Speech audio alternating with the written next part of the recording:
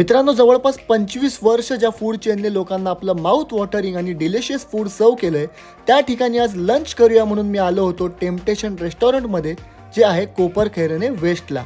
इथे तुम्हाला जवळपास 80 ते 100 लोकांसाठी सिटिंग अरेंजमेंट अवेलेबल आहे. अख्खं खानदान घेऊन आलात तरी मावेल एवढं.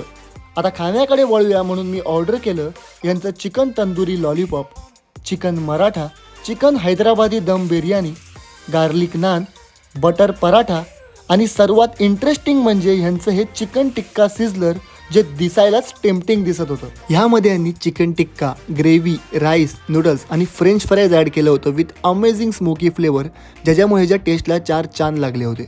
ह्यांच्या जवळपास 7 ब्रांच आहेत अँड ट्रस्ट मी गाईज, इतक्या वर्षापासून ह्यांनी इथल्या क्वालिटी आणि क्वांटिटीमध्ये अजिबात कॉम्प्रोमाइज केलं नाही आहे. रात्री तर इथे लोकांची तुफान गर्दी असते. ही हैदराबादी बिर्याणी चवीसोबतच स्वतःच्या ऑथेंटिक असण्याचा